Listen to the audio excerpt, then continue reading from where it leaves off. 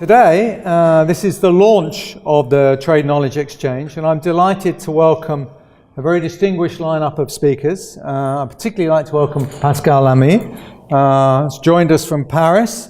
He'll be leaving later to attend the reception with our Prime Minister to mark the summit, and I think we should be very grateful to France. We have Monsieur Lamy, and we have the Bayeux Tapestry. I mean, those who want to know what we should be sending the other way, that'll be very interested to know afterwards. But I think his vast experience of trade and international affairs, I think, will be very useful for us today, and hopefully later this evening when he talks to our Prime Minister in influencing her and how she approaches the forthcoming talks. So what is Trade Knowledge Exchange? Basically, it brings sound and objective analysis to questions of international trade policy, and particularly trade policy in the context of the UK's changing relationship to the EU.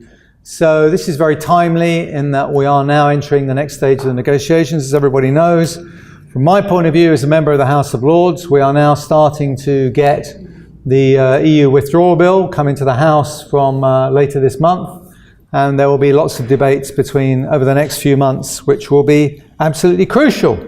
If you want to find out about the Trade Knowledge Exchange on Key, we have the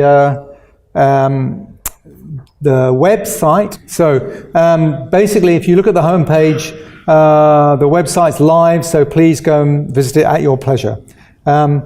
It's not just a website or a compendium of knowledge. The idea is that we create a forum for debating ideas and finding ways to apply them to solve the questions of trade policy and commercial strategy. And I stress, we are not evangelists for a particular view of the world, but in the great Socratic tradition, and what I always liked to do when I was in the civil service, evidence-based policy. We seek to follow the evidence wherever it takes us and wherever it leads. The Trade Knowledge Exchange is underpinned by a cluster of institutions spanning 3 continents. First of all, Frontier Economics, who are fairly international, Sana Consulting, the UK Trade Policy Observatory at Sussex University, the Centre for Trade Policy and Law in Ottawa, and the International Centre for Trade and Sustainable Development in Geneva, and finally, the Export Council of Australia. If we can't sort something out with that lot, then I give up. All of these organisations have been working on trade policy well before Brexit became an issue. They are not new kids on the block. So we trust the experience of all of these groups to offer insights into the complex questions that will come up in the months ahead. And Frontier Economics, of which I'm glad to be the chairman, are the lead organisation and core funder of this initiative today. But I should also thank our sponsors for today's event, which is Decker Lawyers. I'd like to thank them warmly for their support.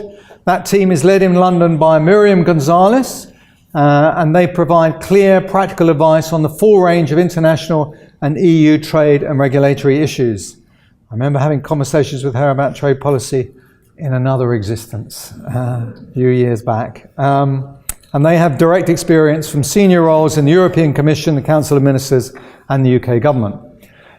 So the context for this launch, trade policy is arguably now more in the news and more hotly debated than it has been since the interwar period.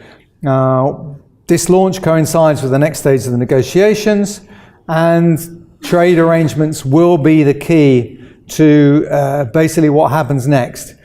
Whilst we've had over 650 trade agreements since the Second World War, an agreement between the UK and the EU will be unique in many respects. For a start, both parties will start from a situation of deep integration, which has been achieved through decades of reform, and as a result of which I would say both have made huge economic gains as a result of that deep market. To preserve as much of these gains as possible, the parties will need to negotiate an agreement that goes well beyond any trade arrangement outside the EU or EEA, while navigating a complex set of political constraints. And believe me, I do realise they are complex, which is why I'm very glad to be an ex-Cabinet Secretary. The UK-EU negotiations will also take place at a time of considerable uncertainty in the global situation on trade. Protectionist sentiment has been on the rise since the global financial crisis of 2007-8. I remember very vividly working with Gordon Brown, putting together the G20 conference here in London, and coming to deals and statements and that came out of those negotiations to try and steer the world away from making the classic mistakes that had happened before and going down a protectionist path. So I'm glad to say it hasn't been as bad as it was in the 30s, but it is a difficult time. Prospects for multilateral trade negotiations at the WTO remain bleak, a fact underscored by the 11th Ministerial Conference in Buenos Aires, notwithstanding the launch of some plurilateral negotiations on e-commerce, which will of course be increasingly important. So from a UK perspective, the next few months even, will require it to define its own position in the international trade arena. The Secretary of State has already said on several occasions that he intends for the UK to be a champion of global free trade. That's a position we used to use as well inside the EU. All these factors explain why we've called today's event At the Crossroads, the UK and the EU in an uncertain global trade system. We are indeed at a crossroads, but the UK and the EU's strategic policy decisions around customs union membership, strategic policy decisions, regulatory alignment, that wonderful phrase that came out of the negotiations with the Irish, which I actually think is quite a good phrase, freedom to trade with third countries and related issues are all historic in that they will last hopefully for a very long time. So there are implications that will be with us for decades, not just for the UK and the EU, but for a number of other countries.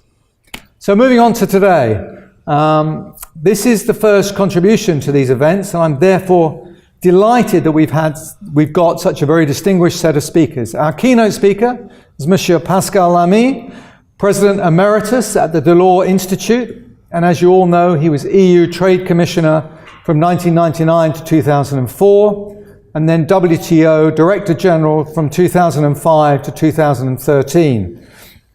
And I have to say, during that time, an amazing and wonderful champion of global free trade.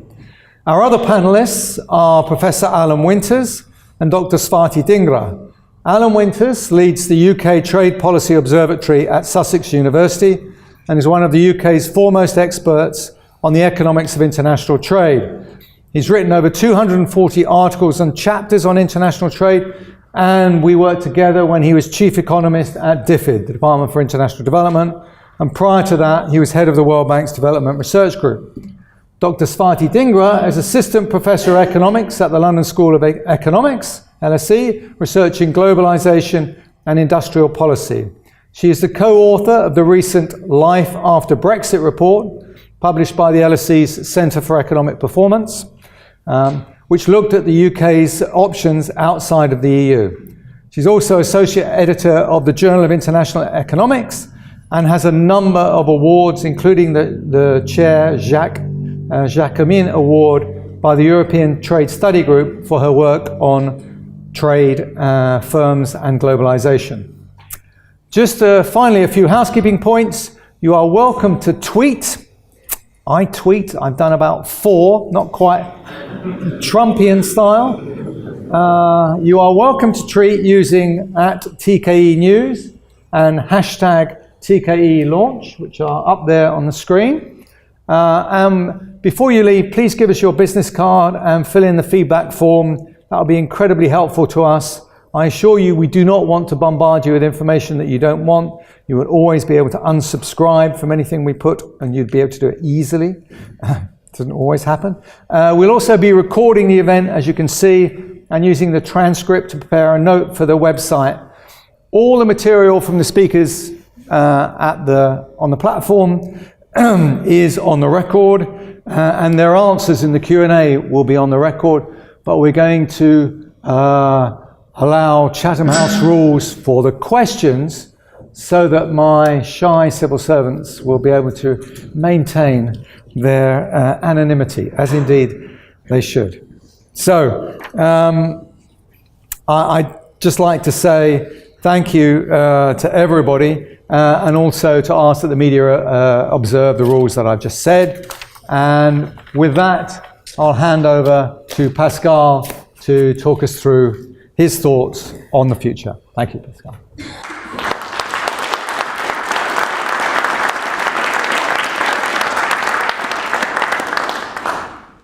Well, good afternoon, ladies and gentlemen. Thank you, Gus, for this kind invitation. And I have to start by saying I very much agree with what I understand is your starting point in launching this trade knowledge exchange, which is that these trade issues have become more visible and more pressing in recent times.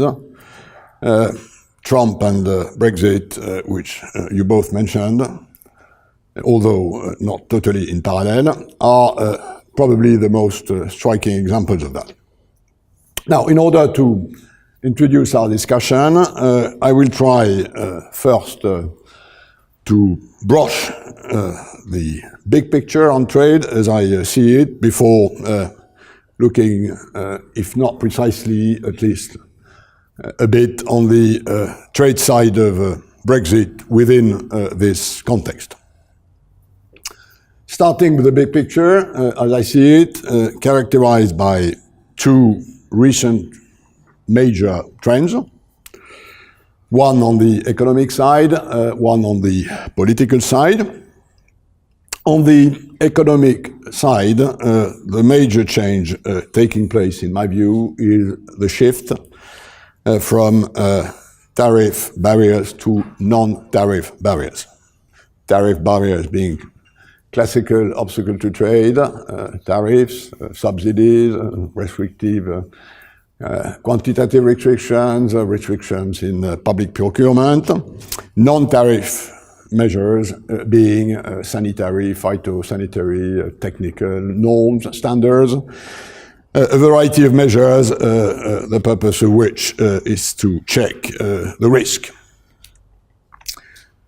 The previous tariff world was a world where trade measures had as a purpose to protect producers from foreign competition. In the new world of trade, in which we've now entered, I believe, trade measures have a different purpose. They are there to protect not producers, but consumers from risks. So not producers from competition, but consumers from risk, which is, of course, a very different ballgame, although I would recognize, but let's not enter into too many details, that there may be a gray zone between protecting the producer and protecting the consumer. There is a whole jurisprudence of the appellate body in WTO interpreting the SPS agreement, the TPT agreement about this.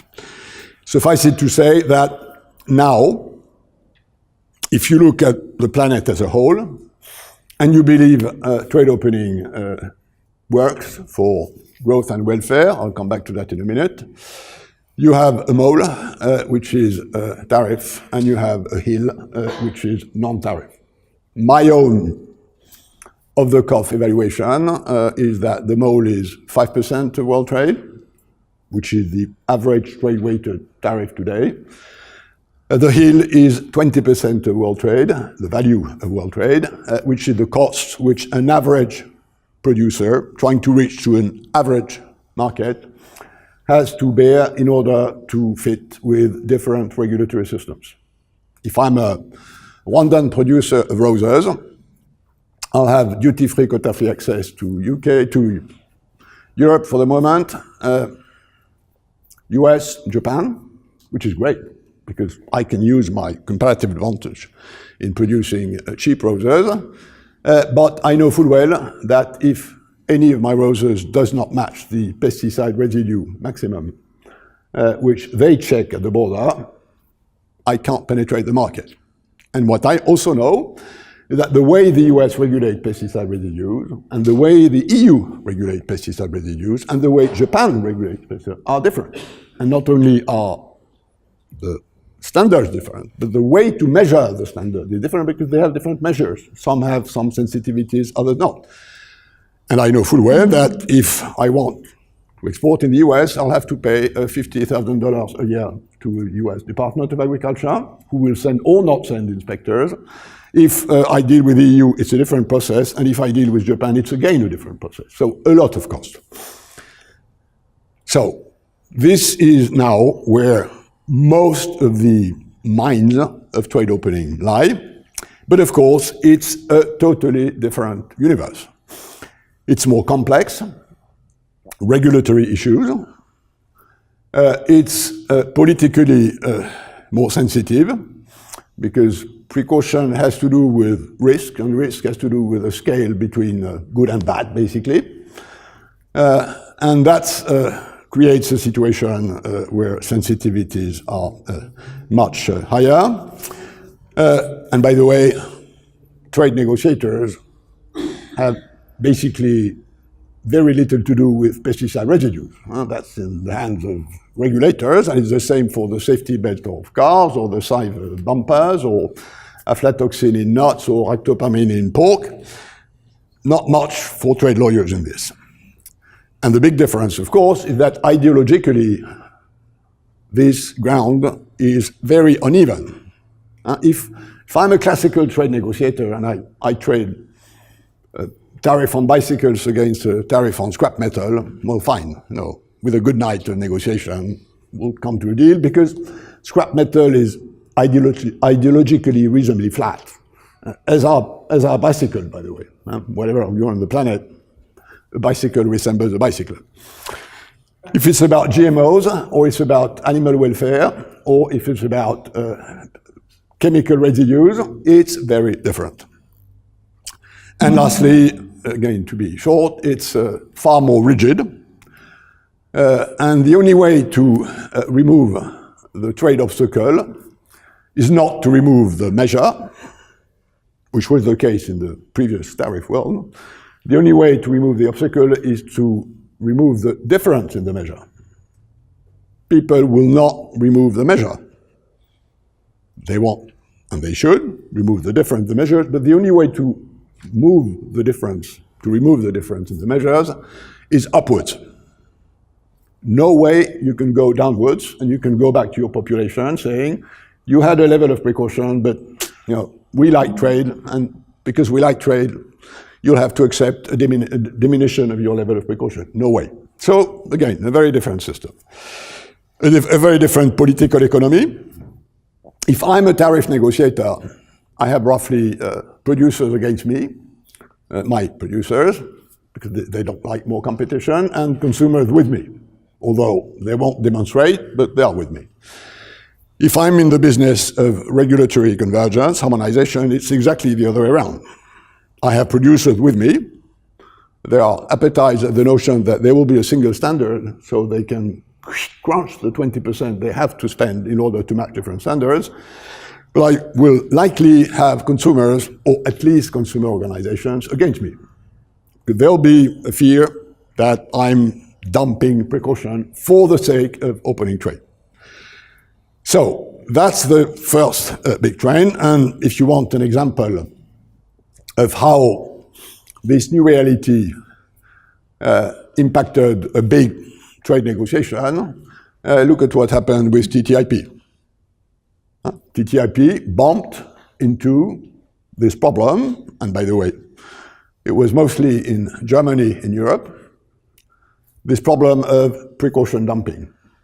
The Germans are not really protectionist, a bit here and there, like all, but they are very precautionist for a variety of reasons, which again, I don't have time to expand on. And that's, I think, a very good example of where we are now. So that's the first trend. Second trend, which is on the political side, which I think is pretty clear. We've had, in recent times, a clear growing trend of protectionist discourse. not that surprising. There's always been big debates about trade opening, winners, losers. Ricardo and Schumpeter explained perfectly the problem. It works because it's painful, and it's painful because it works, simply speaking. And they have explained this, in theory, extremely, extremely well, and I believe very convincingly. And you know that here in Britain, and we know that in France. Look at the story about tariffs on grains in the last century, where Cobden moved you on the opening side, and Méline moved us on the closing side for a variety of reasons. Now, this is more of a problem, and understandably so, in my view, as the winners fine, the losers not fine, and the damage on losers has not been properly addressed by the classical welfare systems we have. In a way, the force, the speed of globalization has been stronger than the sort of safety nets which, at least in Europe, we had put in the 19th century and which have evolved since. And second, and again, no secret, whereas the damage has not been properly addressed, the benefits have not been properly shared. And we know that there's quite a lot of that in the growing inequalities, although how much of that attribute to trade and how much of that attribute to technology is a difficult calculation. I'm sure Alan and Twitter know more than I do on this. Let's suffice it to say that for sure trade is an accelerator of technological change because it's a transmission band as it works. That's the socio-economic side, which explains a part of the backlash against globalization, a part of that. There's, in my view, a major part which is beyond socioeconomics, which is a more of a cultural nature. If you look at the serious studies that have been done on the election of Trump, roughly what they say is 1/3 socioeconomics, 2/3 cultural, symbols, emotions, which, by the way, is what the president of the US is entertaining every morning with his tweets. It's a symbolic capital which he's delivering. Now, will this, the traces of which we've seen in the Western world, much more than elsewhere, by the way, will this lead to protectionist action? How much of this bark will bite? I frankly don't know. So far, more bark than bite. The impact of this protectionist discourse has been limited, although in the case of the US, since Trump became president, a clear move in the direction he indicated, although not as much as he had said.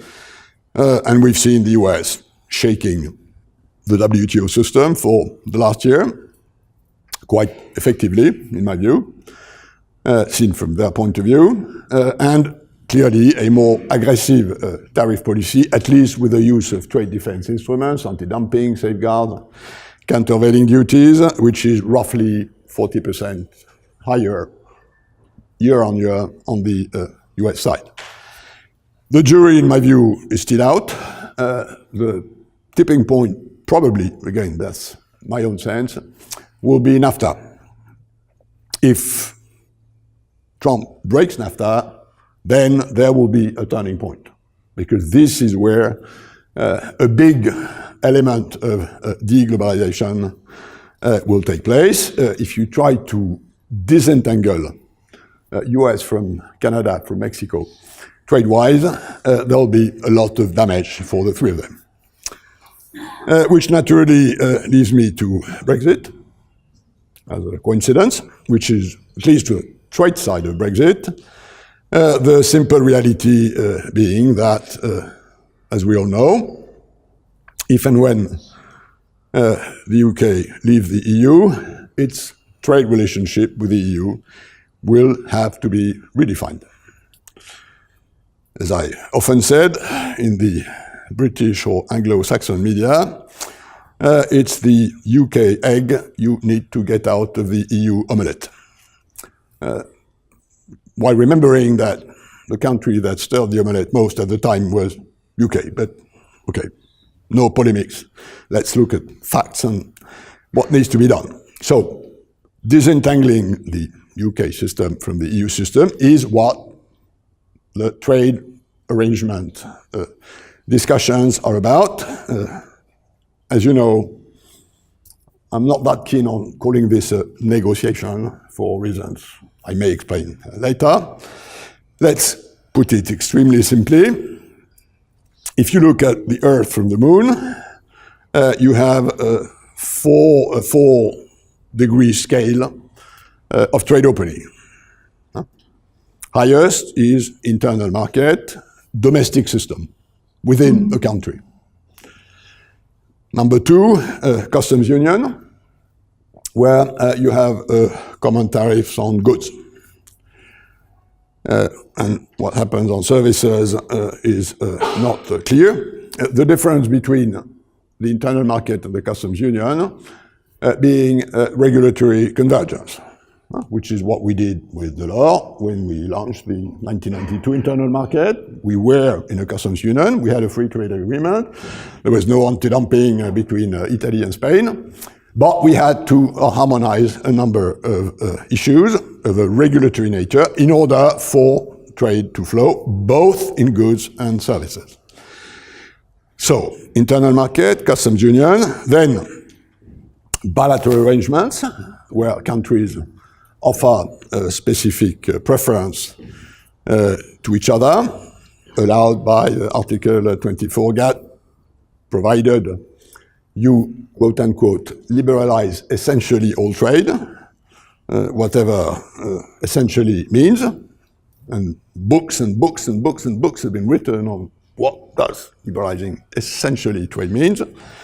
And then, of course, you've got the multilateral system, which is the least common denominator, unless you talk about North Korea, Algeria, which are not, in my view, the best examples of trade policies. So, 1, 2, 3, 4, and Brexit is moving from 1 to some of these 3, which are the options available. And we know, and I think there's zero discussion, and Alan and Rita have done the numbers extremely convincingly several times, including recently. We know full well that moving from 1 to 2 increases cost, and moving from 2 to 3 increases cost, and moving to 3 to cost again increases cost. Not least, for instance, because the moment you give a preference, you have to make sure that the good you import, you give the preference to the country who exports and not to another one. So in a way, goods need passports. The origin confers the fact that they benefit from the preference or not, which, as we all know, is a reasonable cause of red tape and paperwork. For those of you who want to understand the details of trade, my advice is organize a seminar on the rules of origin for fish. And I can tell you, it's a fantastic universe. Whether it's the water, whether it's the port of disembarkation, whether it's the pavilion, whether it's the owner, whether it's the species, a lot of formidably possible complexifications, and that's what's going to happen. I'm not quite sure the fish have yet understood exactly that Brexit is going to take place. I mean, maybe they've been warned some way, but that's the sort of problem which now will occur. Number one, no way. British government does not want the internal market because of this for freedom entanglement. Number two, customs union, clearly and obviously not compatible with sovereignty on trade policy. That's clear. Ask the Turks. who have a partial customs union with the European Union, how they like it, they hate it. And when I was Trade Commissioner, I had my Turkish colleagues on my back, quite often telling me, you are negotiating something with this country. I mean, I have no say in this. And yet, if you conclude, the tariff changes and I have to apply your tariff. Obvious case of asymmetry.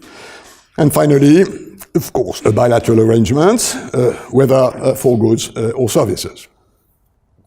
Now, 2 or 3 remarks on this before I conclude. First, something quite striking for trade experts, which is that since the Brexit vote, options for the trade regime have been floated in all directions, in all degrees, in all formulas, like sort of ballet, change your partner, 1 foot, back, and so on. But what remains a total mystery is what should or would be the UK trade policy. I come from a world maybe too rational, where a trade regime is the interpretation of a trade policy. That's what the trade regime is about. What you want to open, what you want to protect, how much, with whom. This is a black box which has not been opened by anybody in many ways, and that's seen from a bit of distance. It's quite a remarkable feature because, of course, the moment you don't ground a trade regime on a trade policy, options will be floating and floating and floating forever. You need at some time to ground this into what does the UK people want from their trade policy. Second, of course, as I already said, it's all, let's leave tariffs aside. A simple question, although agriculture may be a bit sensitive because of different support systems, although you need some sort of understanding on the competition policy, on state aid, for instance. Let's define this as simple. Sort of. Okay. Then you move to the rest, and the rest is a very complex non-tariff barrier, where very often market access is connected with other standards. One example, and only one, cabotage. Road haulage, cabotage.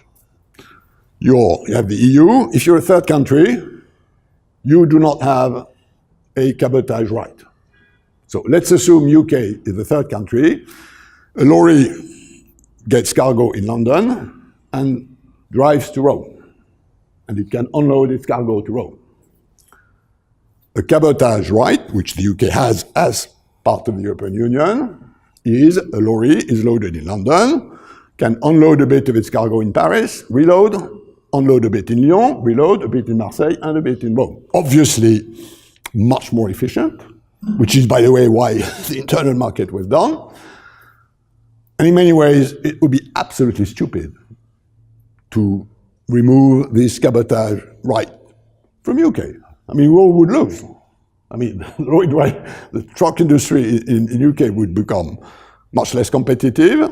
We would benefit from less productivity. Crazy. But I'm absolutely convinced, and I'm not speaking on the behalf of anybody, if that comes on the table, the first reaction of the EU negotiator would be, okay, fine, let's consider keeping road haulage, but this is only doable if you accept the standard on driving hours. Otherwise, no way. I'm not going to compete with giving the same right of market access to the transport service without this standard. Otherwise, my own lorry drivers are going to kill me. So I'm not multiplying examples, but I take this one because it's a clear case where the link from market access to standard, and there are zillions of that in the system, which again need to be disentangled, which leads to an obvious conclusion, which I just repeat. I don't think I discovered anything on this. The less damage you want to do on trade, the less control you will have on regulations, and the more control you have on your regulations, the more damage you have on trade. And that's what Switzerland, Norway, tell us every day. On top of that, as we all know, it will take time. We are nowhere near any understanding, not least because the UK hasn't told anybody what the trade policy should be. So it will take time to negotiate, and it will take time to implement. You cannot confront industry, business, with a situation where overnight they have to change their system. There will have to be transitions. The 2 years which the EU called transition, rightly in my view, which is a sort of extension of Article 50, which doesn't have this name, but this is what it is in reality, which the British call implementation period as if it was an implementation period, but for political reasons. It looks good. It's nothing to do with implementation. It's a negotiation period. And you only start implementing when you finish your negotiation. Now, 2 years, which is the number which is floated for the moment, in my view, is not serious. Now, it is 3 years, it's 4 years, I don't know. I'm sure 2 years is not serious. When I have to look at, and then of course, you probably need 2, 3, 4, 5 years of implementation in order to smooth the impact on businesses, which is why it will take time. So 2 years, clearly too short. We are more on 3, 4, 5 years overall, which means that in the meantime, this thing will be hanging as it hangs today, including, and that's very clear from the continent, including in absorbing most of the political energy in the British system. Whereas, without being a Brit, I may think that there are a few other pressing problems which governments have to look at. And the way this sort of black hole is absorbing the whole of the energy is something which, for somebody like me, is very interesting to observe. So, in short, and to conclude, it looks like a mess. And no surprise, it always was to be a mess. Thank you.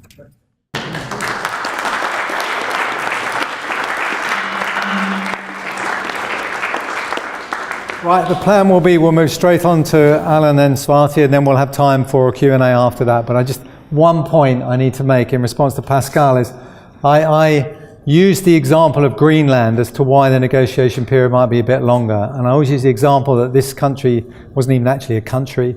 In leaving, only had one issue, and it took 7 years, and that one issue was fish. I now realise that fish are a bit more complicated than I thought. Alan. Thank you. I'll come back this way.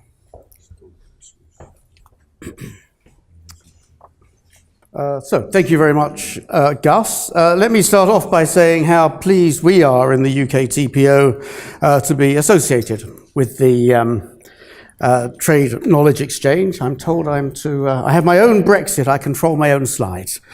So I take full responsibility. Pascal said, we're not clear what the British government wants. Everything's open for trade policy. I bring a modest contribution towards that debate. It's very complicated, and I'm only going to touch on one or two issues. The work I'm going to talk about is at least partly based on work of colleagues at the UK TPO. Opportunity favours the brave or brave new world? In other words, let's try and be realistic about what we're actually getting.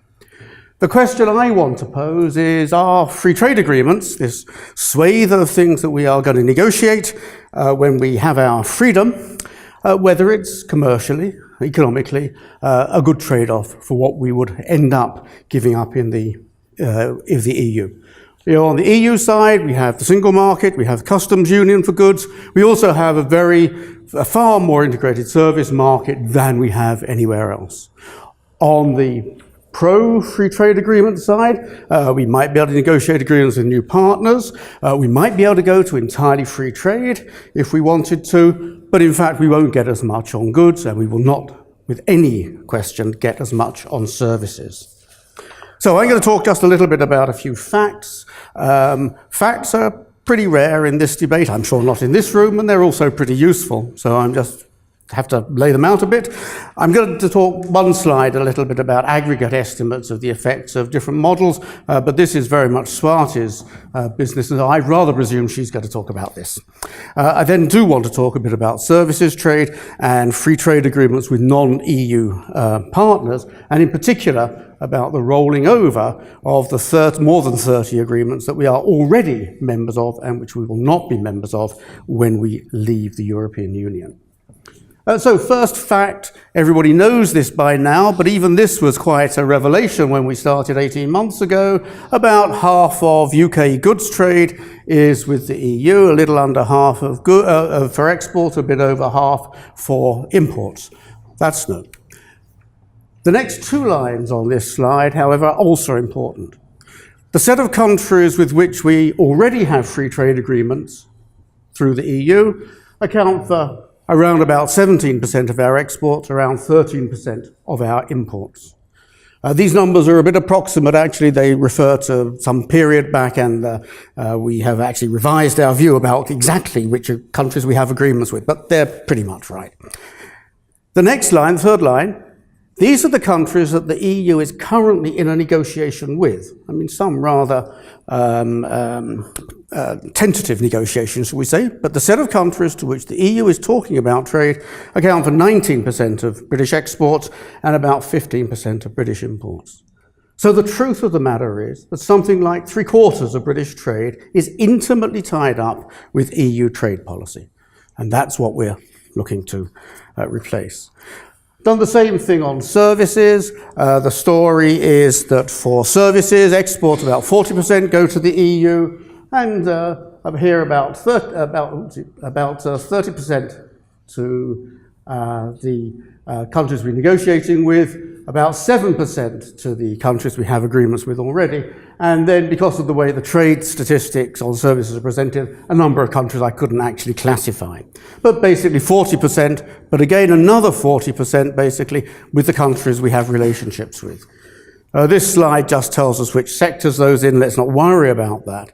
Imports, pretty much the same story again. About half of our imports of services come from the EU, 20% from the countries we're negotiating with. Imports are important. Imports are actually what trade policy should be about because they are good for consumers, and that's why we have economics, so that consumers have better lives. It's also good for business because a lot of these imports are intermediate inputs into British business, which makes British business more competitive. So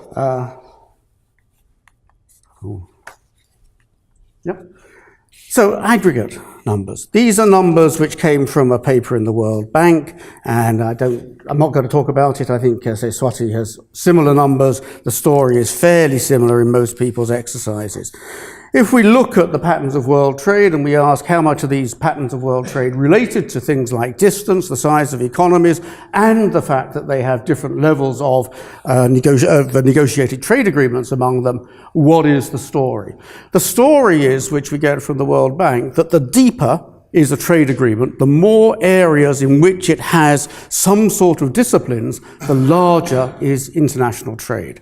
Now, you can worry there's a little bit of endogeneity about that. The countries you trade with most, you sign deep agreements with. That is certainly true. We are not wanting to make a strongly causal statement. But the truth is that according to the World Bank figures, the depth of a trade relationship is a very good indicator of the extent of the trade. If we move from the current situation of being part of the single market and the customs union, which covers nearly every topic which is known in trade agreements around the world, and then we move to something like the Norway agreement, the EEA agreement, The estimate is something like 12% off exports of goods, 16% off exports of services. If we move to an arrangement with Europe that had sort of average amounts of integration as interpreted in free trade agreements around the world, we would move to minus 38 on goods and minus 48 on services. If we moved to what is entirely inappropriately, I think, trade on WTO rules, no agreement, an MFN Brexit, we're looking at 50% off goods, 60% off exports of services to the EU. These are massive, massive hits. They are very aggregate, but nonetheless, they're real. I don't want to talk further about that. I want to talk about these two issues that receive really much less attention. The first is what's available on services. I'm periodically told that the single market on services is so incomplete it really doesn't matter. This is really quite a travesty. The single market is certainly incomplete, there is no doubt, and nobody would pretend differently. But what we've got here is estimates from, again actually from the World Bank, on their Services Trade Restrictiveness Index. And if we look at these two columns here, these are measures of the degree of restrictiveness as interpreted essentially by actors in the market, particularly sort of lawyers and specialists. The statistic for the EU relative to external partners is 26. Don't worry about where that fits into the world. Europe is still a relatively open services market compared with most. But within the European Union, the regulations that are applied to intra-European trade, the statistic is about 18. So even on a very sort of simple and aggregate count, the single market has reduced the amount of restriction on services trade in Europe quite substantially. One of the other things about the services market, precisely because the single market is incomplete, just about every country in Europe, there are 20 of them here, the other 8 weren't part of the sample, is different. And so services trade with the rest of Europe, if we wanted to negotiate the sort of access that we have to currently to their markets, is going to be a country by country, sector by sector negotiation. I also have a little exercise on thinking about how does the single market work. The way that the single market works is that we have mutual recognition, we have to accept each other's services to some extent, but it has 3 architectural features that are probably worth more than all the sector-specific stuff. The first is a common legal policy. Services really depend on redress. I buy a service, I don't know whether it's good, I don't know whether it's what's promised me, until I've had it, I've spent the money. I really have to be confident there's a system I can go to complain to if I don't get what I think I'm getting. The fact that Europe has essentially the right of every individual in Europe, ultimately through a legal system that's going to end up in the same court that will determine a matter on a fairly objective grounds, is worth a great deal for creating commercial confidence. Second thing is, Europe has free mobility of labour. You're all here, in person. That's enough to show that face-to-face contact matters. We are, increasingly understand that services sure can go down the wire, but an awful lot of service, particularly business service, relies on periodic face-to-face contact. Third, data transfer. Europe has a data transfer regime. It's just going to be tightened up in May. We can transfer data. We allow ourselves to transfer data within Europe that we would not transfer to countries outside. And after Brexit, if Britain did not adhere to the European standards for data, we very likely would find our services exports constrained, essentially because data that is useful for that is not being transferred. So these architectural things are not anything that we're going to get through a sectoral negotiation. They are something that is, as it were, in the air, overarching, and that we surrender. Let me skip over that slide. The second of the issues, the free trade agreements that we already have. There's now quite a lot of talk about we need to do these things quickly. They are already there. They ought to be the easiest ones, after all. This is with a set of partners who've shown they want to have free trade agreements, and we have currently free trade, nearly free trade with them. There are over 30 of these agreements. They cover something like 67 countries, and the UK drops out of them on Brexit. I don't think there is now any legal debate at all that on Brexit we drop out of every one of those agreements. And so the question is, and we've had a lot of talk about this, how easy is it to grandfather them? Actually, why can't we just say, oh, well, let's carry on, guys? Well, the answer is it turns out that, it's a little bit more complicated, and I want to talk about some of those complications. It certainly requires agreements from the partner countries. So far, none, as I understand it, has agreed, although some have expressed their willingness to consider.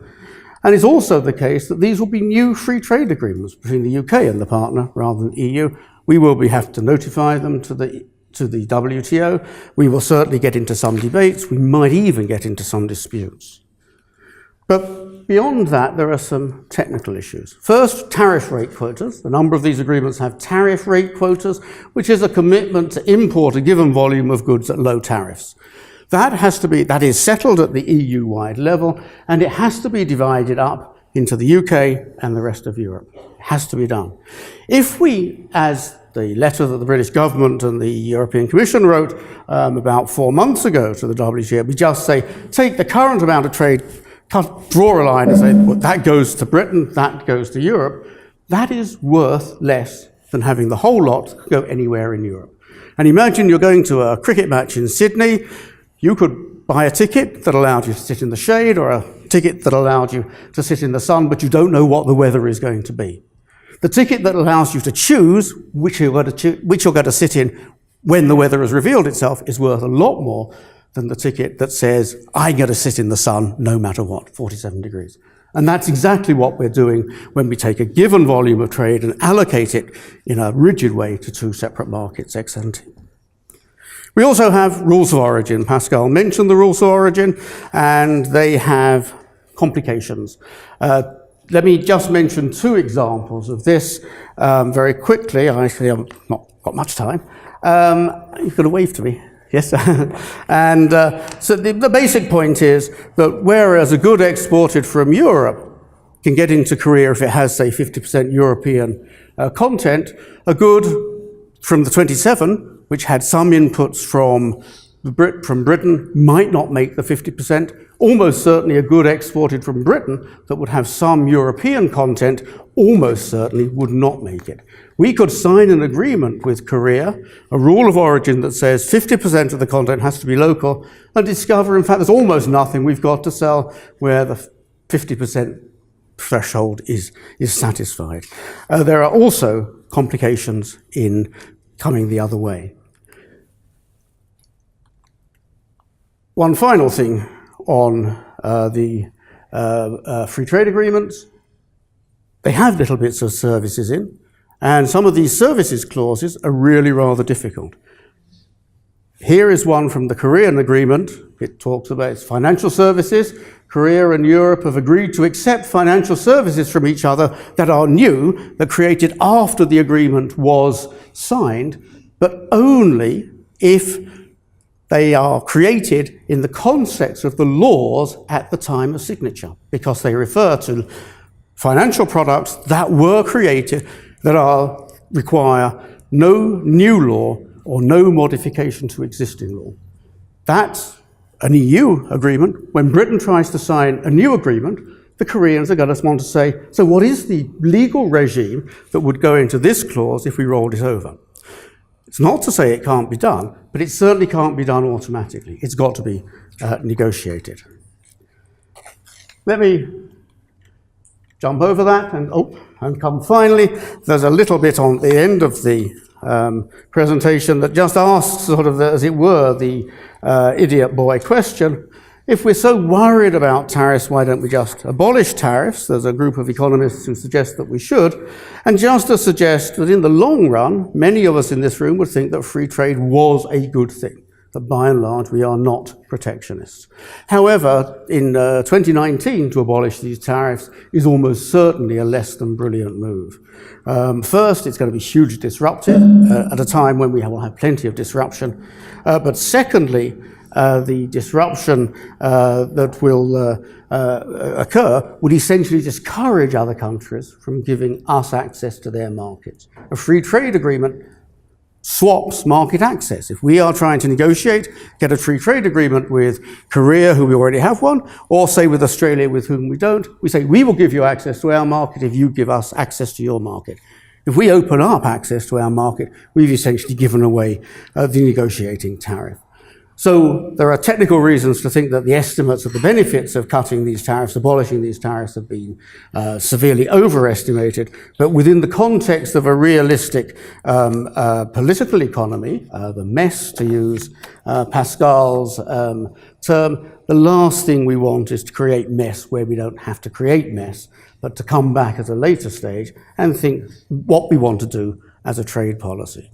So abolishing tariffs by 2030, 2040 might be a thoroughly sensible policy, and I'll be very happy once the short term becomes clear to sort of negotiate, to discuss that with anybody. But just at the moment, as we look at all the problems that Brexit is posing, the last thing we need to do is to create another one by suddenly changing the whole of the trade regime with just about as much thought as we put into getting Brexit in the first place. So, thank you.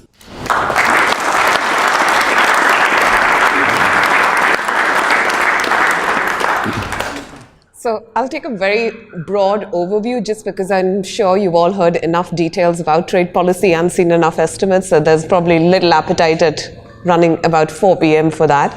So let me give you a basic idea of if the UK were to design a new trade agreement, what should it look like and what's sort of the gain from doing this Brexit. So here's the thought experiment that I would do. Well, one thing that we have been told, and I'm not saying that that is in fact true, we have been told is that the big sticking point seems to be labor policies that are there, that are part of the trade agreement with the EU currently.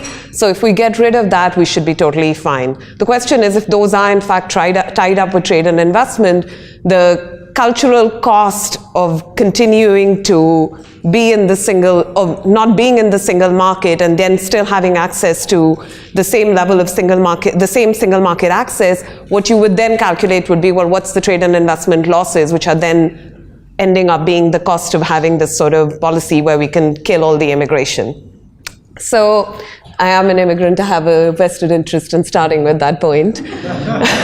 So the point is, well, then what is the level of cost we're talking about if people do want to make this political choice about immigration, if that's really what the Brexit issue is about?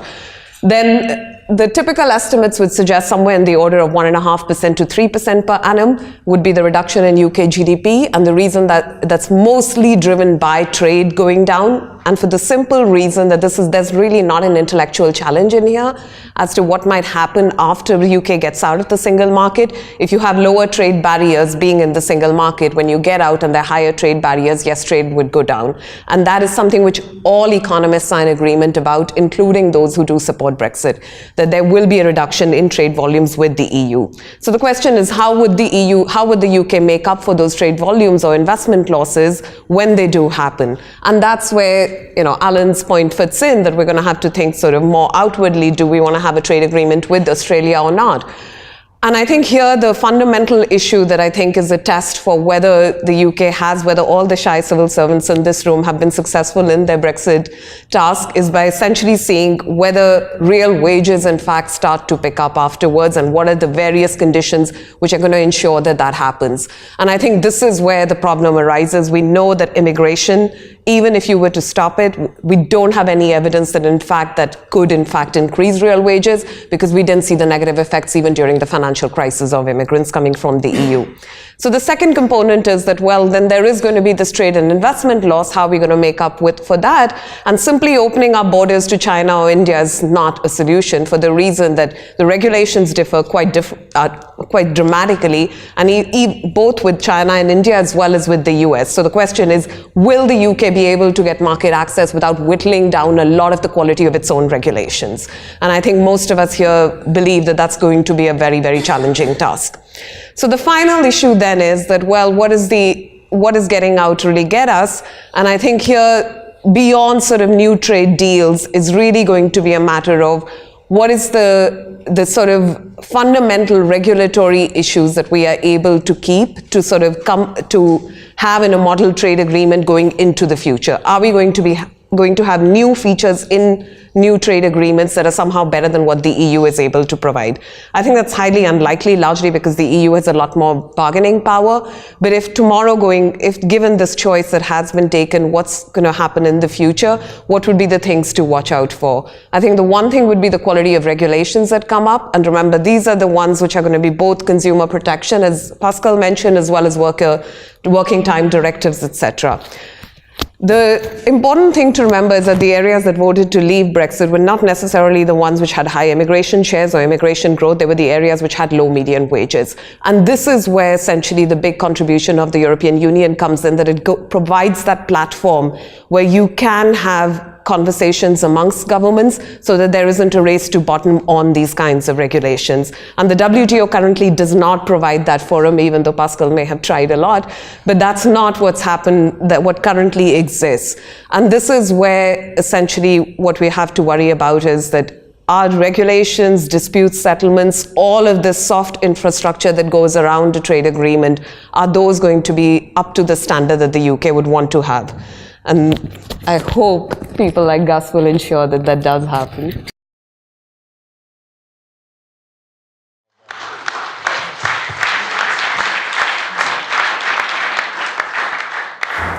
Now, I'm going to open it up to everybody, but just one theme that did emerge from what Svati was saying and what Pascal said, I think was implicit in what Alan was saying, was this whole business about the fact that regulation is a kind of one-way ratchet. And certainly I've seen in the House of Lords that the negotiations that have happened so far on EU-related things, they've nearly always been in terms of thinking about increasing regulations. Animal welfare is a classic example, I think.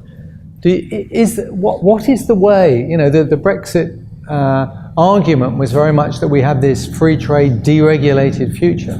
Is there any way that we can, do you think, move towards a world where we do try and at least reduce the burden of some of these regulations? Well, my own view on that stems from my diagnosis on the rise of precaution. And it's, in my view, a structural factor. People are getting overall richer and overall older. And the great thing about becoming less poor is that you can start dreaming. Instead of being obsessed by feeding your kids or feeding your parents, you become a bit rich and you can start dreaming. Tell me that human nature is done in such a way that if you start dreaming, you also start nightmaring. And this is where precaution comes in. Precaution, in many ways, and I think ethnologists or anthropologists would say this, is a luxury. You can start wondering about things you didn't wonder about because necessity was there. So the field of what you have to consider, whether you're happy in life or not, expands. And as you get older, you know, the notion that you'd be careful. So, in my view, precaution is on the rise. But we should not confuse the rise of precaution with the rise of regulatory burden. There's only a regulatory burden in the differences in the measures. The ideal, in my view, and that's a big problem for the organization of the world trade system in the future, you have to level the playing field. So, cashing economies of scale is still about leveling the playing field. It simply is not leveling the playing field down, like you did with tariffs, and there is a limit to that which is zero, and then the job is done. In the precautionary world, it's up, and there is no ceiling. And I can understand why, I mean, it may be frightening, but if I looked at that very carefully at the time when the TTIP started, with businesses like the auto industry, food industry, chemical industry, pharma industry. If I'm a car producer, I will accept a slightly higher level of precaution, which has a cost for me, because if the field is level, I'll cash a huge lot in economies of scale. And that's my answer to your question. The real issue is, how do you reduce the differences? And as I said, it's not easy, not least because the differences sometimes stem from different philosophies. When I was at WTO, we're on the Chatham House rule, sorry. This part is. I did a big effort to avoid a conflict between Australia and Indonesia because animal welfare activists in Australia were pushing the government to ban the export of live cattle because they are killed halal in Indonesia. So it's a typical case. I mean, if it's about tariffs on meat, no problem. If it's about whether they are killed the right way according to your ethical or moral standards, and leveling the playing field in this area will take a long time. So, if going back to Brexit, I mean, the great news is that UK and Europe are in the same civilization. So we may not have exactly the same view that how to hunt rabbits or foxes there are different traditions, but overall we are in the same philosophical, intellectual mood, so there shouldn't be that problem. The only problem is whether the UK government and the UK people accept to follow EU standards while not being in the EU. It's exactly like Switzerland. If on the face of it, Switzerland is not an EU member. I've lived in Switzerland for 8 years of my life, a bit more. In everyday life, Switzerland is in the European Union. What matters for people and their lives is the EU standard. Of course, they still have their own currency and they play a bit with it. Nobody really cares because it's a small country. They still have their votations, which, by the way, may be contradicted by the EU, which is what happened last year when the Swiss Parliament sat on the results of this anti-immigration referendum. They had exactly the same problem as you. They didn't want mobility of workers in the European Union. They had a referendum. The referendum, the pro-opening lost. And then, whoop, the EU said, what about the research program? What about, and in 2 years, the Swiss way, very pragmatic, the parliament managed to vote something which basically negates the result of the referendum under a very complex system of canton by canton examination. That's a reality. And I think for those of us who want to understand, look at Switzerland. Take this Swiss case seriously and look in the detail, and you will discover a lot of interesting things. Right, there's a rule book for the future. Okay, so let me now open it up. Who would like to start? Yes, please. And there are microphones. If you could just please state your name and organisation, that would be very helpful. Just here, please. Thank you. As a shy civil servant, I shall claim that my name is Lisa Mackey and I work as the Dean of the Trade Faculty, housed by the Foreign Office. So as the only politician I know who can talk about the rules of origin on fish, I would like to ask you a question about the politics of trade.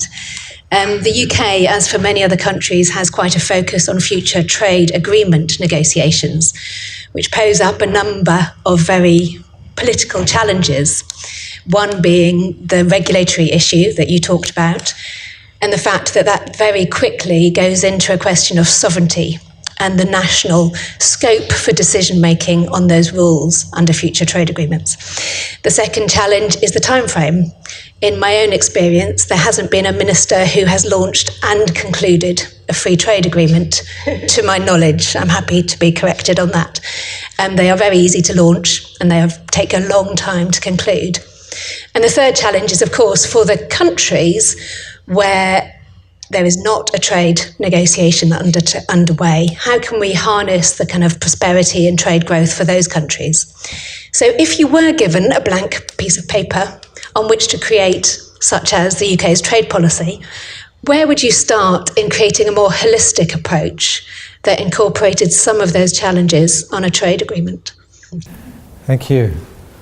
Pascal, I would have a big conference with business people, sector by sector, all together, and I would ask them, what do you believe is good for you?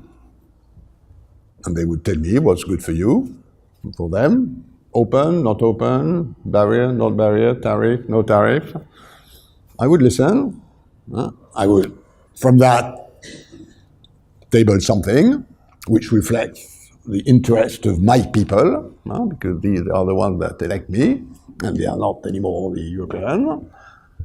And then I would go on a public debate with that, because there may be areas where business wants something, but people, for whatever reason, may have a different view.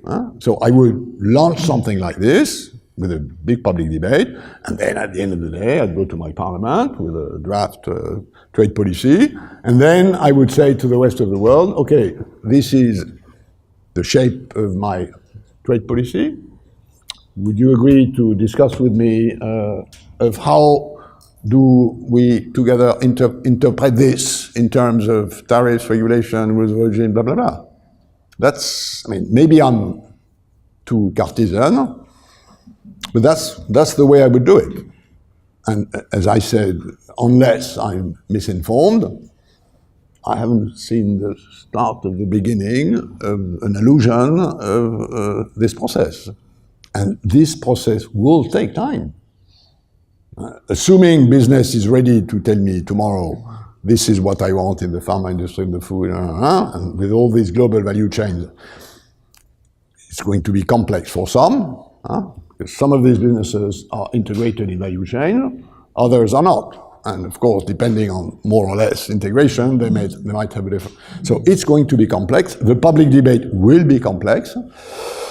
And I'm sure you'll have a lot of my friends on the WWF side who will say from the very start, no way we can depart from the EU birds directive. This is highly protective. We got that as part of the EU. Never go down from the EU birds directive. And there will be a lot of understandable political positioning on this. So the time it will take to cook the soup with so many ingredients, I mean, brace for, and which is why, in many ways, I would wish this problem not to absorb the whole of the politics here. Otherwise, you're in this mess for 5, 6, 7 years. That's a lot of time. It seems to me the only solution here is a kind of Doctor Who solution. We need a Time Lord. Fortunately, we now have a female Time Lord. So, next.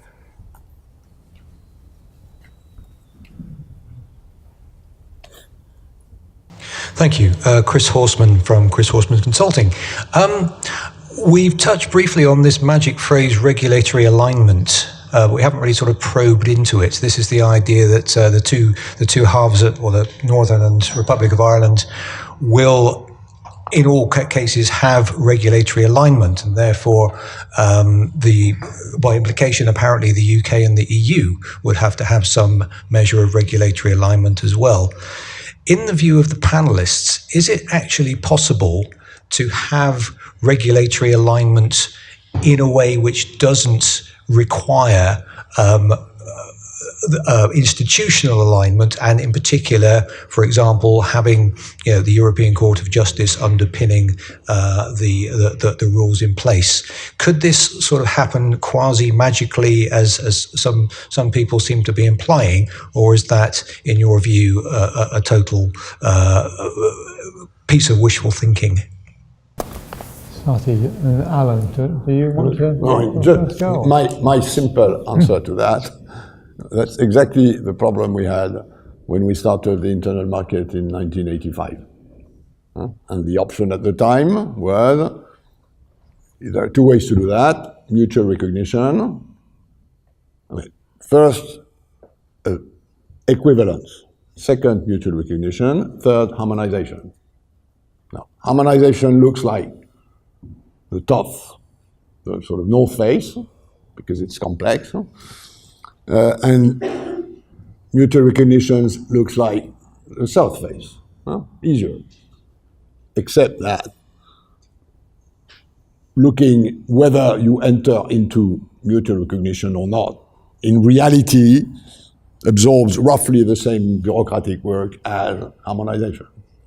And then there is equivalence, which, as you know, and I'm sure Alan and Swati will confirm that, was a decree of the European Court of Justice in a famous case, which was Cassis de Dijon, where they suddenly decided that what was good for wine or beer for the Germans or wine for the French was good for everybody.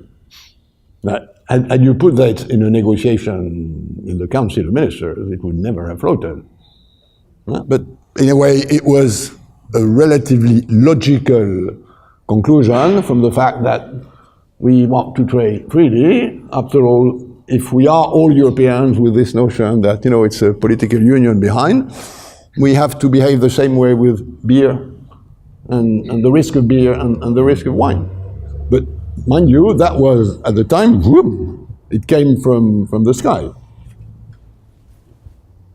you want to add? So maybe there's something cooking in the sky, which I'm not aware of this kind. It was the Court of Justice, which is one thing which Brexiters obviously do not want. I agree really entirely with Pascal. One might invent some other sort of institutional arrangement that isn't quite like the Court of Justice. It would not be as effective because the Court of Justice, really does, create a uniform umbrella.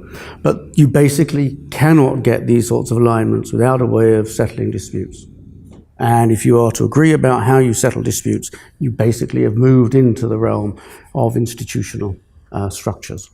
And so there's not too much alternative. And exactly as Pascal said, the single market, struggled manfully to do this sector by sector, and it took forever. Not to say it didn't get anywhere. 17 regulations or something like were agreed over the 80s, I think. But in the end, it took this sort of broad architectural approach, just to say, for heaven's sake, stop dickering all these little details. This is how we're going to have to do it if we want to have some degree of uniformity. And remembering goods, the single market is basically complete. Can I add one thing to that? Yes. So I want to add one thing to that, which is that typically you do want a dispute settlement mechanism because that's what makes it fair and transparent. I mean, we've seen even with the NAFTA case when some of the disputes are settled behind closed doors with gag orders.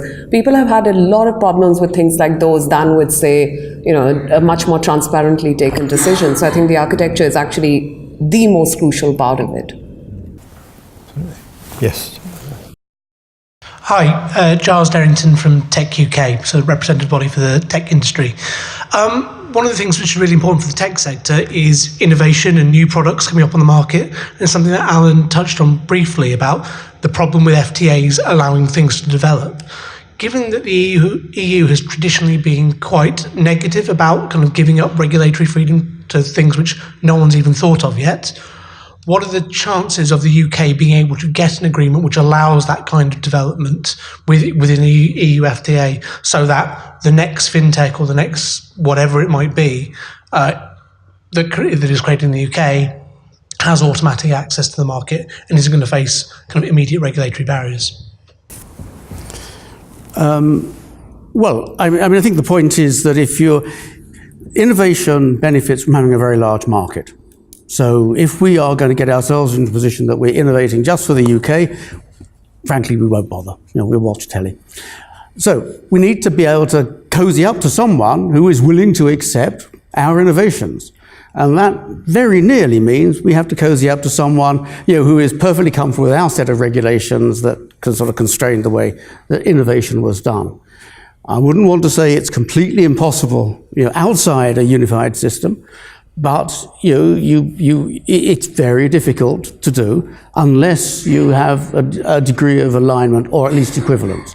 Problem with equivalence, certainly the way in the EU term, is it can be withdrawn at 30 days notice by a bureaucratic action.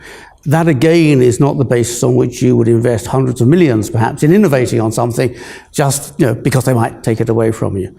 So I think the truth is that given that we're dependent on a very large market for these innovations, we fairly much have to be closely aligned with a large market. Yeah, you happy with that?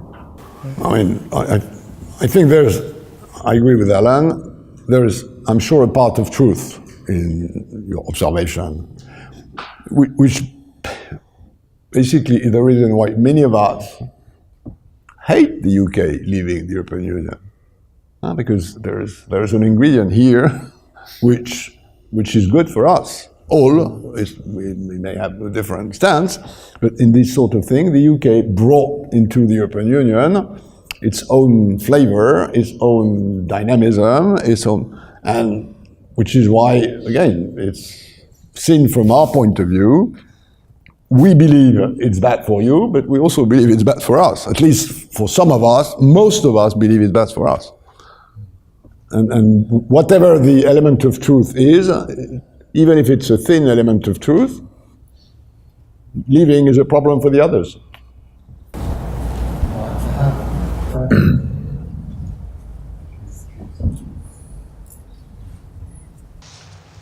Can I ask all three of you about the connection between... Sure, is that better? Can I ask all three of you the connection between... I'm asking for your name and affiliation. Third time, David Vines from Oxford University. Thanks very much. On regulatory alignment and the sorts of things you were talking about, Alan, in your... much of your talk, informing FTAs or cutting tariffs with others. Does our understanding of the regulatory alignment that we're committed to in the agreement before Christmas across the Irish border mean that all of what you discussed about possible future FTAs and cutting tariffs with others be just completely impossible? This is one among many possible interpretations of this famous paragraph. There probably are 12 and a half other interpretations. I'm not clever enough to go beyond 5 or 6, but you're absolutely right. I mean, it can be read as if we have to reinstall a border, wherever it is, by the way, whether it's north-south or east-west, then we will not do that and we will remain aligned. That's one of the possible readings. Yes, I'm less adept as a politician than Pascal. I mean, I think pretty much the truth of the matter is that to get an outcome that corresponds literally with the commitment that there'll be no hard border, no physical border, and nothing to substitute for it. Remember, it says border-like things. We pretty much need total alignment in goods. We don't necessarily need it in services, 80% of the British economy, but in goods, any good for which a standard matters. Presumably the European Union will be concerned if we have different standards that our goods will leak in from the UK into there. Maybe the British will have standards that they're worried about European goods leaking in. Anything that has potentially a tariff, and although most tariffs are trivial, don't forget that they have anti-dumping duties as well. And these are really big tariffs. Really, as my colleague Peter Holmes has pointed out, I mean, you could make really good money, you know, by importing goods that the EU has put an anti-dumping duty on at zero and running them across the Irish border. I mean, no one's going to stand for that. So no, I think the literal interpretation of no border or anything like a border says goods have pretty much to be aligned. I don't think every member of the cabinet sees it like that. The one point I would add to that, as having been involved in these sorts of things before, is that I think this was a classic example of brilliant use of ambiguity. And I'd have been quite proud to have come up with the phrase regulatory alignment, because things were stuck and they needed to move. And Pascal's got 12 or 13 interpretations. I suspect there's probably quite a few more, actually. But it's done the trick. Now there and then there. Yes. Thanks very much. Simon Rowell, I work in policy at the Department of International Trade. A lot of trade policy in the past has been developed from an assumption that we live in a world where increasing multilateral cooperation and increasing focus on trade liberalization, we now have a realistic possibility of substantial shock to that system, possibly in the event of the kind of US-China trade war. As a newly kind of independent, a new country with this independent trade policy, what does that mean for the UK, and how should we approach that? There is a risk, and we will probably see in the coming weeks that part of this risk materializes in unilateral trade decisions by the US. Whether we are in the risks zone of a trade war with China, I don't think so. China is a rational country, and they will behave rationally. And they know full well that trade war would not be good for them. So I think my own sense is that we are moving slowly to a sub-trade war zone. That's my expectation. The Institut Jacques Delors published beginning of last year a brief on trade and Trump, which was more bite than bite. I've asked them to revisit and republish a new one a year after, and I mean, I don't have a title, they will do it, but it's probably going to be not less bark, but a bit more bite, or something like this. Now, what does this mean for UK? It all depends on your economic choices. Which part of your economy would be hurt if Trump says for national security reason import of sausages are taxed 60%, which they, by the way, the previous administration nearly did.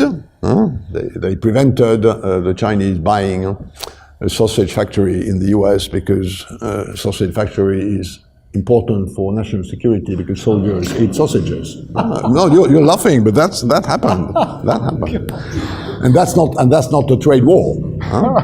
So there are plenty of things like this. Again, it all goes back to what do you want for the economy of your country? What is the trade policy translation of this? And then it's a question of tactics. If UK moves outside of the European Union, and when it does it, my own expectation, and again, I have no guarantee at all, is that it will be like Switzerland, Norway, Australia, New Zealand, Chile, Canada, Singapore. It will be around the EU as free traders with a social model. Sozialmarktwirtschaft. Something like this. So you will remain in the pool of people who have to balance efficient markets with a number of social considerations which others may not have, not least because, I mean, we tax our economies 45%, and the others do much less. That's my expectation. So the sort of so-called Singapore option, and the floating of which created shivers on the continent, that we are going to deregulate everything and we are going to compete with you on everything and dumping precaution and dumping regulation. I don't believe that, and the reason why I don't believe that is because I believe UK is a European country. That's not European, and you are European.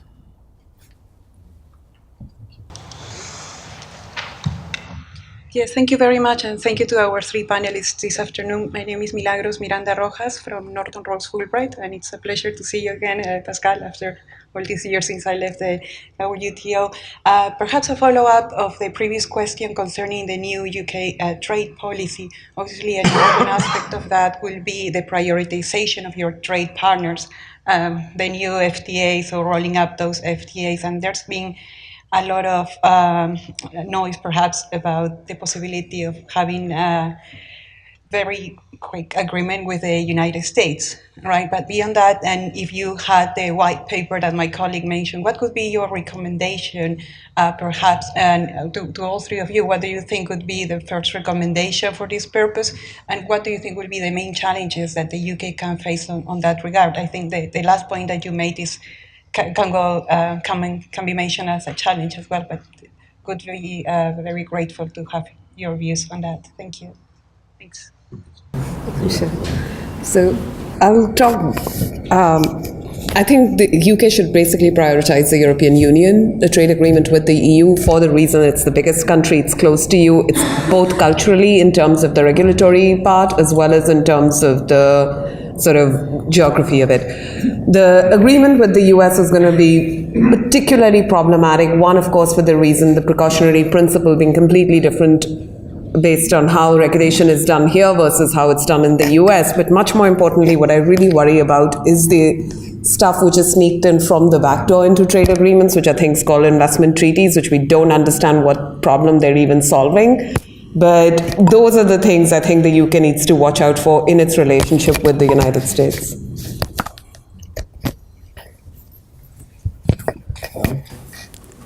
Yes, I mean, I guess I would agree with both of those. As a positive prediction rather than a normative recommendation, my guess is we're going to bumble around and sign with anyone we possibly can, and most of these things will be trivial.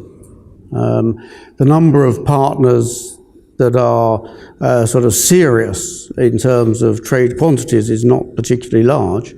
One would hope that we would have a serious debate about essentially with whom do we wish to align, because there are at least some areas, data privacy is possibly one of them, where you pretty much have to decide which way you're going to lean. And I would like to think that our decisions on that arose from some debate, like Pascal has suggested, where we think serious about what we want and therefore who is best going to have it.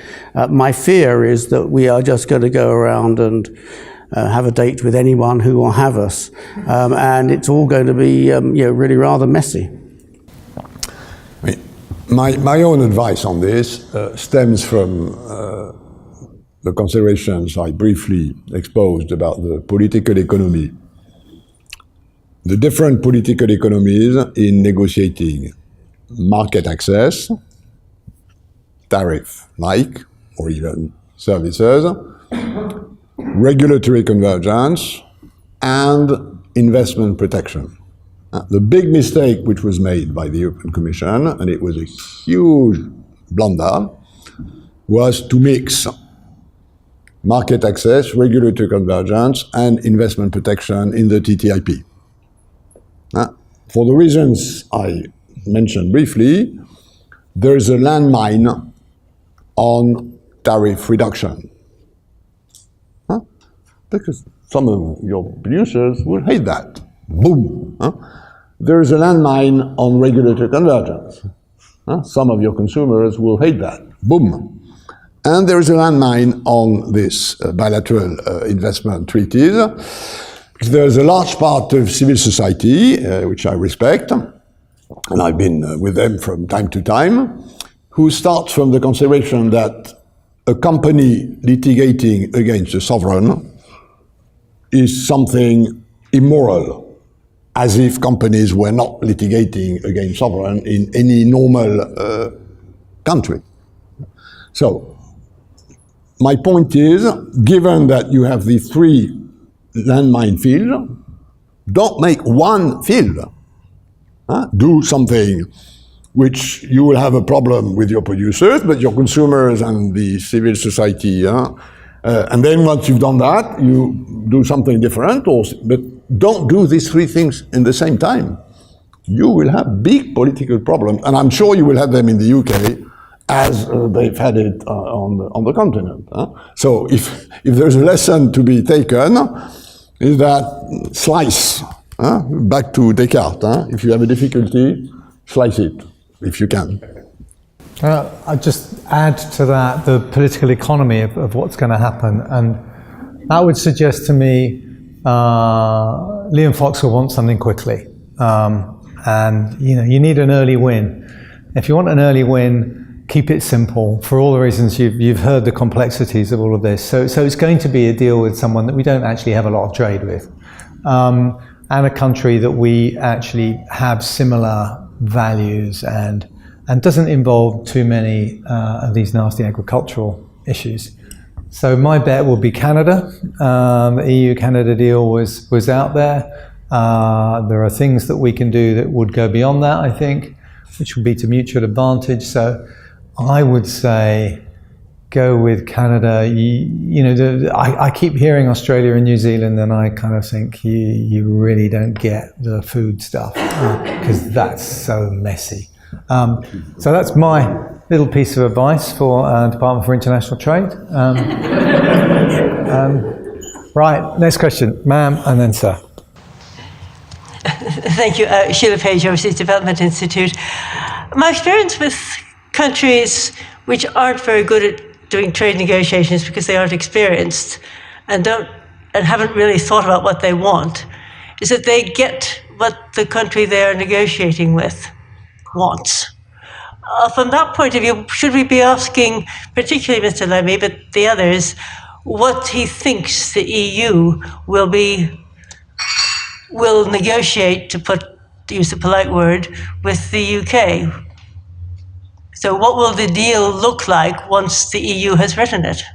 I mean, as far as I understand it, and I'm interpreting Brussels, as I said, there is not much of a negotiation. The balance of forces, including in size of economics and regulatory systems, is totally uneven. And second, the EU will behave in order to limit the damage for the EU. That will be the sort of line. We know is going to damage us. We will want to limit this damage. And we would think that on the UK side, we will have counterparts, the purpose of which is to limit the damage to the UK economy. And that, with this sort of similarity of approach, something should be doable. That's my sense.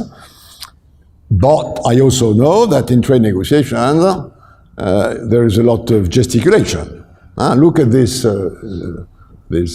issue of no deal rather than a bad deal. Which trade negotiator never said no deal rather than a bad deal? But no, words are words, but you never know. Which is why Brussels, and I'm exemplifying my previous answer, is now very careful in warning all EU businesses, one by one, airlines and transport, be careful if there is a cliff in March 2019, be prepared.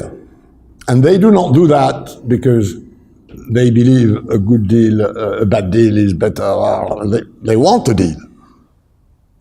So it's not, you shouldn't interpret this as they are sort of blackmailing us or, not raising the bar. No, they simply believe that their duty as proper government is to warn people that there is a risk and that they will adjust their behavior to reduce this risk. But I can also see why, seen from here, by the Brexiters, they're cornering us, look, they're putting pressure, they want to be bad with us. I can understand that, which is why, it may be extremely rational, but there will be emotions in there, and emotions sometimes can trigger irrationality. Okay, we have time for one final question, and then we will test your mettle on dry January. Because we have drinks outside. So. Thanks very much. Peter Holmes from UK TPO. I've got a question which is, I think, even more obscure than the rules of origin on fish, about the mutual recognition of testing and certification for regulations. I think regulation is at the heart of it. And I wonder if I could get the panel to comment on sort of two extreme alternative views that are around. One is that you're going to have to choose what system of alignment you want. You've got to go with the EU system or the US system. And if we make to the US system, our goods are not going to be able to get into the EU because the EU will not recognise, even if we do make some exports compatible with EU standards, they're going to have to be tested again at the front. The mutual recognition of the testing and certification. The other view is the legatum view, which says, you can have whatever standards you want. The EU will cheerfully recognise those of our products where we choose to have either exactly the same standards as the EU or nearly equivalent and so on, so there's no problem. So one view says you've really got to choose completely which system you want, the EU or the US system. The other view says you can just pick and mix and the EU will accept that where we say that our testing and certification standards say that meets EU standards, they'll wave the stuff through. I just wonder whether people have views on those, a bit of exaggeration, those two views of the world. Wishful thinking on the legatum part. Pascal? I mean, I think we've already established in this discussion that regulatory convergence is a formidably complex area.